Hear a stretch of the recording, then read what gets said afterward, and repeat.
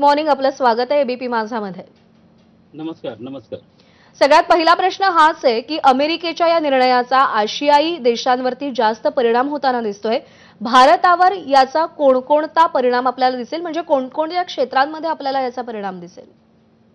अमेरिकेचा एकूणच ज्या सगळ्या गरजा आहेत त्या गरजांच्या साधारणतः 85% वस्तू अमेरिका आयात करतो 4 देशांकडनं. त्यामध्ये चायना, कॅनडा, मेक्सिको आणि भारत ह्या 4 देशांचा प्रामुख्याने समावेश होतो. आणि ही जी रेसिप्रोकल टेरिफ अरेंजमेंट आहे ती ह्या प्रामुख्याने 4 देशांच्या विरुद्ध त्यांनी घोषित केलेली आहे. आपण लक्षात घेतलं पाहिजे की मेक इन अमेरिका हा जरी डोनाल्ड ट्रम्प यांचं उद्दिष्ट असलं तरी त्याला फारसा बढावा आता मिळत नाहीये. अमेरिकेचा एकूणच उदरनिर्वाह हा इम्पोर्टेड गुड्स वरती खूप मोठ्या प्रमाणावरती आहे.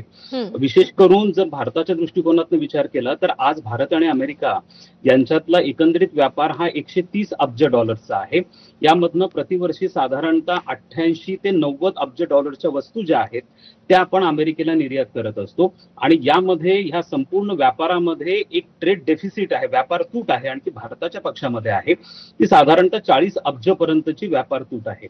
आता डोनाल्ड ट्रम्प यांचे प्रयत्न असे आहेत की व्यापार तूट कमी करणं हे अत्यंत गरजेचं आहे. त्यांना असं वाटतं की व्यापार तूट यासाठी आहे की भारत हा अमेरिकेच्या वस्तूवरती फार मोठ्या प्रमाणावरती, ते असं म्हणतात 52% इम्पोर्ट ड्युटीज आपण लावतो. विशेष करून ऍग्रिकल्चर प्रॉडक्ट्स, फिशरीज आणि डेअरी प्रॉडक्ट्स वरती भारताकडनं, आणि अजून ऑटोमोबाईल मध्ये भारताकडनं ज्या इम्पोर्ट ड्युटीज लावल्या जातात त्या पूर्णपणे बायस्ड आहेत.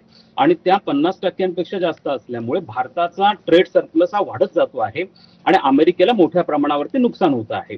साधारणतः ज्या 88 अब्ज डॉलरच्या वस्तू आपण अमेरिकेला निर्यात करतो त्यामध्ये प्रथम क्रमांकावरती जेम्स आणि ज्वेलरीज येतात. साधारणतः 16 अब्ज डॉलरच्या जेम्स आणि ज्वेलरीज आपण अमेरिकेला निर्यात करतो. त्याच्या खालोखाल जो येतात ते ऑटो पार्ट्स येतात.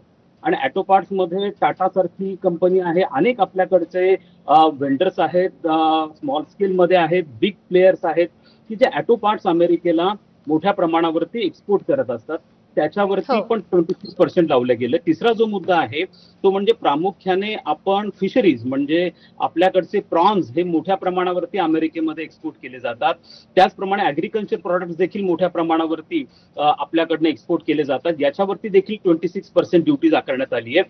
जर आपण विचार केला तर साधारणतः एक प्रिलिमिनरी एस्टिमेट असा आहे की 7 अब्ज डॉलरचा फटका हा भारताला बसू शकतो या 26% जी इम्पोर्ट ड्युटी अमेरिकेने लावलेली आहे. अर्थात यामध्ये एक बाब लक्षात घेणं गरजेचं आहे की भारताचे अमेरिकेबरोबरचे चर्चा किंवा या संदर्भातली बोलणी ही चालू आहे. आपण अमेरिकेच्या अनेक वस्तूंवरचे इम्पोर्ट ड्युटीज कमी करायला सुरुवात केली आहे. विशेष करून हार्ले डेव्हिडसन वरची इम्पोर्ट ड्युटी आपण कमी केली आहे. ज्या बर्बन व्हिस्कीज अमेरिकेमध्ये बनतात त्या बर्बन व्हिस्कीज वरची किंमत ही आपण इम्पोर्ट ड्युटी आपण कमी करून टाकली आहे. पंतप्रधान नरेंद्र मोदी जेव्हा डोनाल्ड ट्रम्प यांना भेटायला मागच्या महिन्यामध्ये गेले होते त्यावेळेला साधारणतः 22 वस्तूंवरची इम्पोर्ट ड्युटी ही आपण कमी केलेली होती. एक मिनी ट्रेड डील आपण अमेरिकेबरोबर साईन करतो आहे. त्याविषयी चर्चा ही पियुष गोयल आणि अमेरिकेच्या ट्रेड सेक्रेटरीमध्ये चाललेली आहे. त्यामुळे मला असं वाटतं की त्यांनी ही जरी घोषणा केलेली असली तरी ती प्रत्यक्षात येताना आपल्याला काही लवचिकता ही येत्या काळामध्ये दिसून येईल आणि ही इम्पोर्ट ड्युटी कमी होण्याची शक्यता नाकारता येत नाही. बरोबर आहे. वाणिज्य मंत्रालयाचं सुद्धा असं मत आहे की फार मोठा परिणाम यामुळे होणार नाही, पण अर्थात या सगळ्याचे काय दूरगामी परिणाम होतात हे येणाऱ्या काळात कळेल.